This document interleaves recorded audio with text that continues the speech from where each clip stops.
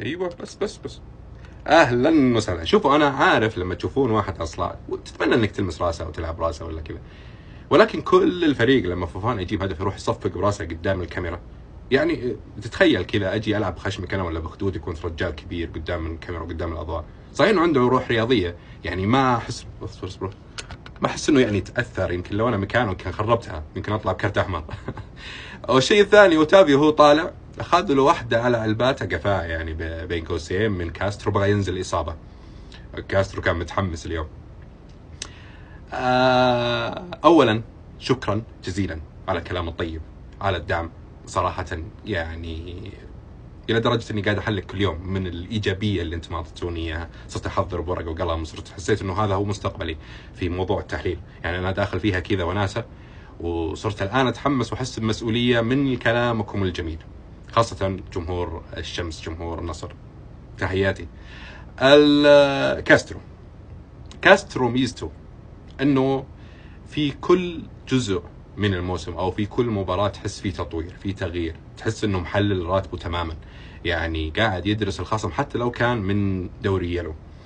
الشاهد اول ما بدا كاسترو مع النصر كان لما يبحث عن الهدف الاول يلعب لعب طويل متسرع مباشر. لما يجي الهدف واذا تاخر يدخل الفريق في توتر.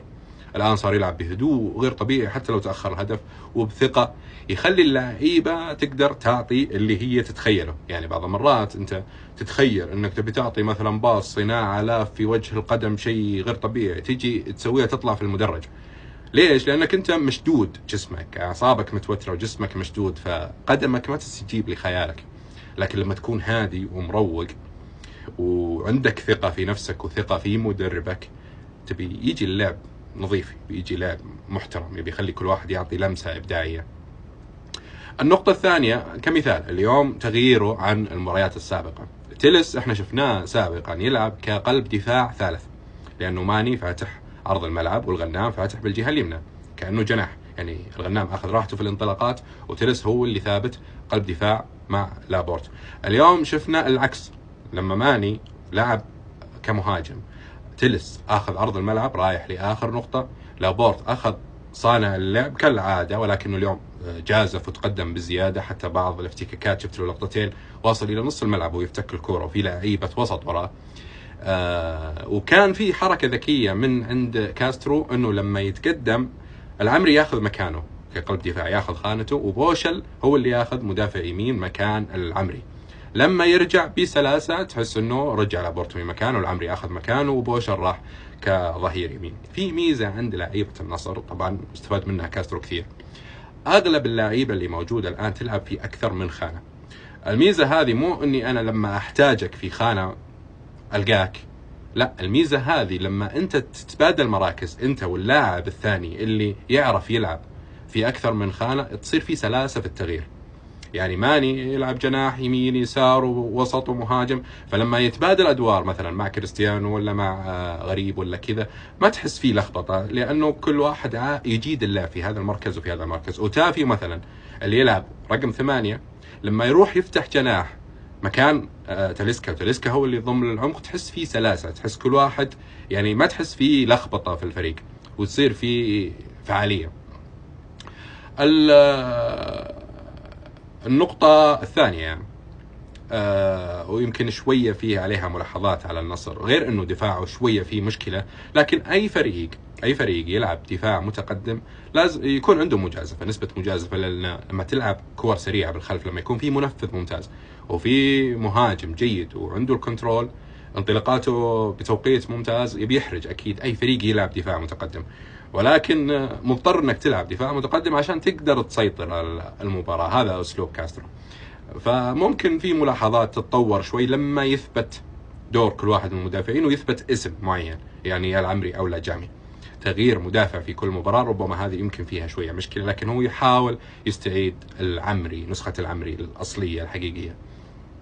برضو كويس اليوم العمري، يعني اليوم ما أخطأ، يمكن أخطأ في لقطة واحدة ولا كانت مؤثرة، وأنقذ هدف. فأتوقع على إيد كاسترو مثل ما سوى مع خيبر ولاعيبة كثير ثانية يبي يرجع العمري مثل أول وأفضل من أول، بما أنه يلعب مع نجوم وتحت قائد نجم. والنقطة الثانية السلبية اللي أحس أنها ممكن لها تأثير غياب بروزوفيتش، خاصة بروزوفيتش لما يهدي الرتم النصر ومثلا يدخل فيه هدف أو يستحوذ اللي قدامه ويبغى يرجع للرتم، يعني يصير فيه عنده مشكلة. صارت في مباراة الأهلي شوي، وصارت اليوم شوي قدام أحد لما جابوا هدف التعادل، هم اللي هدوا الرتم كيفهم، لكن لما جاء يرفع الرتم مرة ثانية شوي يمكن أنه هدوء من عندهم، ثقة مثلا زايدة أني أنا لا راجع، ولكنه لازم لما تحتاج أو تجزء المباراة، يعني رفعت الرتم في البداية، هديت الرتم، لما تشوف أنه حسيت بخطر لازم تضغط على الكرة، لازم تضغط على حامل الكرة، لأنه أنا بوجهة نظري أفضل طريقة للدفاع أنه الكرة تصير برجلك. شلون أنا أستعيد الكرة؟ لازم يكون في ضغط خشن. في نقطتين برا الموضوع اللي نتكلم فيها. عيسى الحريبين اليوم الله يجزاه خير، أحس إني جاسم مع جدي، أرى إني ما شفته الله يرحمه، بس يعني سواليف ما أدري وش تبي، ونوم ودنيا. الرتم كان حق المباراة هادي في أغلب الأوقات، وهو هداها بزود، يعني ينفع معلق سباحة ولا معلق على مساج ولا غير إنه أعطانا لوز في أول المباراة ولا جاوب عليه، يعني أنا غابني بهذه وما ينقلبها أسئلة، أحس إني باختبار قدراته. النقطة الثانية أتكلم عنها وأشكره الحريبين صراحة. تذكرة المباراة 100 ريال، أغلب الجمهور صغار شباب يدرسون، فبيحضر 4-5 مباريات في الشهر، كل واحدة 100 ريال، خاصة المباراة اللي ما تكون كلاسيكو، المباراة قوية جدا. يعني الملايين اللي انصرفت هذه للترويج عن الدوري، فكر فيه، حقوق البث أكثر من أنك تأخذها من الجمهور نفسه. ولما يكون الملعب فل، يعني فكر في العرض والطلب، يعني لما يكون الملعب فل أفضل بكثير من أنك تأخذ 100 ريال والملعب ما فيه، يعني مو مليان. فحتى أنا رحت لمباراة حضرتها كانت النصر والحزم، أخذت أبو 100 بالنص، أنا أبغى أشوف المباراة، ولكن شيكت على أبو 30-35 اللي كانت خلف المرمى، نفذت من بدري، نفذت، ولما دخلت لقيتها فاضية. فما أدري هم بيحدون الناس على أبو 100، المفروض يعني أنه يكون لها دراسة الموضوع هذا. ما أتوقع الكل يقدر على 100 ريال، ولا تحرمون الناس، يعني إذا كانت كلاسيكو ولا مباراة خيالية عاد حطها ب1000 ريال. تحياتي للجميع، شكرا مرة ثانية على دعمكم، كلامكم الجميل، على الإطراء، على صراحة الطاقة الإيجابية اللي أعطتوني إياها في تعليقاتكم على الكومنتات الأخيرة، خاصة جمهور النصر. حملتوني مسؤولية أني أكون أفضل وأتطور، أنا داخل طقطقة والموضوع قرب جد معي.